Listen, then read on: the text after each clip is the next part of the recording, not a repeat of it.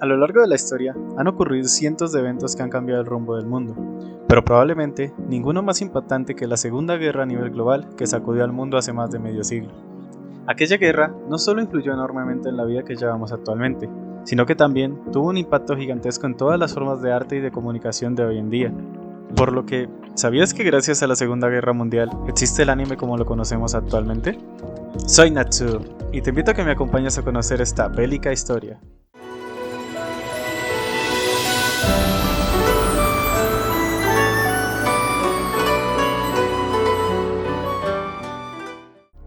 La Segunda Gran Guerra que azotó el mundo inició en el ya lejano año de 1939 y finalizó 6 años después con la rendición incondicional de Alemania en 1945, además de la rendición de Japón luego de los atentados con las 2 bombas nucleares lanzadas en las ciudades de Hiroshima y Nagasaki. Es innegable el enorme impacto que la Segunda Guerra Mundial tuvo en todo el mundo, prácticamente moldeando la realidad como la conocemos hoy en día, teniendo numerosas consecuencias, aunque también beneficios, como el increíble avance tecnológico que posteriormente impulsaría la famosa carrera espacial y la Guerra Fría. También, luego de todos los terribles sucesos ocurridos en aquella época, se empezó a promover la lucha contra el racismo y la intolerancia. Y ahora, dejándonos de clases de historia y centrándonos en el tema que da el título de este video, la Segunda Guerra Mundial influyó directamente en la cultura contemporánea en forma de las obras literarias, cinematográficas y artísticas posguerra. Así que, teniendo esto claro, pasamos a la pregunta: ¿cómo influyó la Segunda Guerra Mundial en la industria del anime y manga tal y como la conocemos hoy en día? Lo primero es recordar la posición de Japón durante esta guerra, pues no debemos olvidar que Japón fue uno de los aliados más importantes de la Alemania nazi, junto a Italia en la coalición de potencias del eje.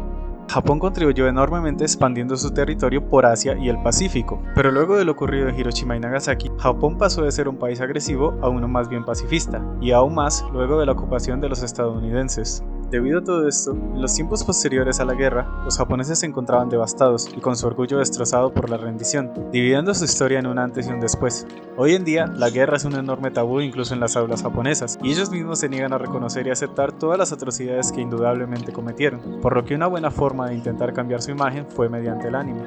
Mientras que en Estados Unidos las caricaturas eran consideradas como entretenimiento para niños, en Japón desde el inicio sus animaciones han abarcado todas las demografías posibles, desde niños pequeños hasta adultos mayores, tratando temas infinitamente más complejos que en una caricatura, pues mientras que en las caricaturas las tramas están formuladas de manera que siempre hay una delimitación entre el bien y el mal, el anime nos presenta personajes y temas complejos, y completamente desarrollados con profundidad y motivos complicados, lo cual les sale bastante bien y natural, pues su idioma nace de pictogramas haciendo que sean expertos en narrar con imágenes. Como todos sabemos, no puede existir anime sin manga, el cual se desarrolló a partir del siglo XIX, empezando como impresiones en bloques de madera realizadas por el artista japonés Katsushika Hokusai, quien firmaba sus obras con distintos nombres. Posteriormente, otros artistas empezaron a agregar subtítulos a sus ilustraciones para expresarse en contra del gobierno, convirtiéndose esto en una especie de tradición en donde se usan personajes vívidos y argumentos interesantes para transmitir mensajes y opiniones que, de otra forma, serían vistas como tabúes o controvertidas en una conversación cortés. De hecho, el primer largometraje de anime producido en regla fue durante la época de la Segunda Guerra, lo que entorpeció enormemente su realización. Esta película, titulada Momotaro Umi no Shinpei, tuvo que ser completada por su director Seo Mitsuyo y un grupo de excamareras entrenadas apresuradamente como animadoras, pues los animadores originales fueron arrastrados a la guerra. La película trata originalmente de un grupo de 4 animales antropomórficos que luchan en la armada japonesa. A medida que avanza la historia, se encuentran con un paracaidista en la isla de Celebes, que hoy en día hace parte de Indonesia, y allí también se ven acorralados por oficiales británicos que luchan de forma cobarde, obligándolos a rendirse. Todo esto funcionaba como una especie de mensaje dirigido a los niños, de cómo la armada japonesa avanzaba, siempre manteniendo su orgullo y prestigio en alto. Aunque claro, a fin de cuentas, esto no era nada más que el uso de un mensaje anticolonial por parte de Japón en contra de los británicos, usando el evento real en el que Japón tomó la isla de Celebes en la batalla de Manado de 1942. Así, pretendían dar la idea de que no buscaban colonizar ni invadir otros países como los europeos, sino más bien pretendían liberarlos del dominio de estos colonizadores. Una vez finalizada la guerra, muchos de los animadores no tuvieron más opción que ajustarse al único tipo de trabajo que podían realizar, propaganda estadounidense, para su departamento de información civil y educación. Otros más trabajaban en gráficos animados o con pequeños cortos en películas live action. Tiempo después, cuando los hombres volvían de la guerra, las animadoras desaparecieron casi de inmediato. El mercado de la animación se volvió demasiado competitivo entre los animadores establecidos y los hombres que acababan de volver.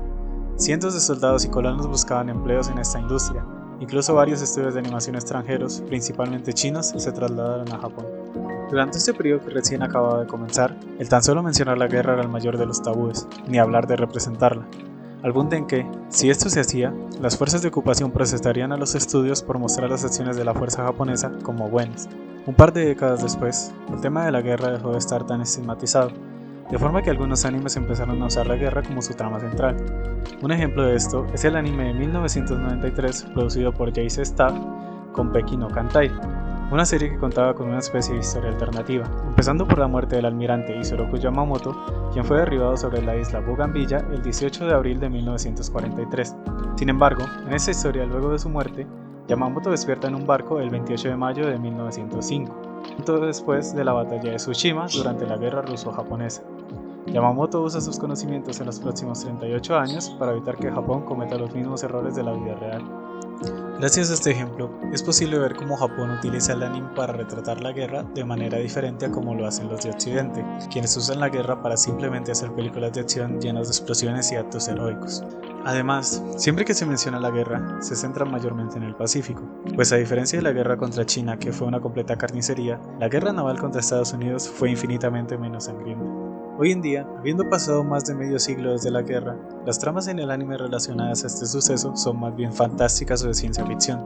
Como por ejemplo, se ve en el anime Girls und Panzer, donde la guerra se representa como rondas deportivas, como si fuera una especie de arte marcial, donde se usan tanques históricos de la Segunda Guerra Mundial, y en donde los enfrentamientos se dan entre escuelas militares que simbolizan los distintos países que participaron en la guerra, pero en donde nadie puede salir realmente herido.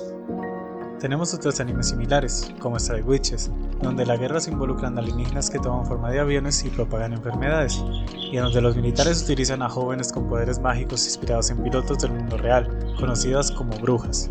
También tenemos a Kantai Collection, centrado en la Armada Imperial Japonesa, en donde mujeres adolescentes usan trajes armados y encarnan buques navales históricos reales. Incluso utilizan la falta de suministros como un paralelismo a uno de los mayores problemas de Japón durante la guerra.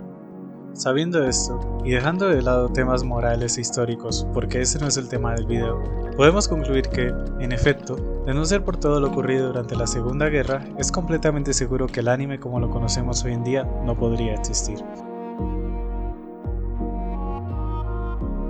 Bueno, eso ha sido todo por hoy. Espero que les haya gustado y si fue así, los invito a que den like y se suscriban si quieren ver más contenido de este estilo y recomendaciones de anime y manga. Si tienes alguna sugerencia para un próximo video o alguna duda que quieras resolver, no dudes en dejarlo en los comentarios.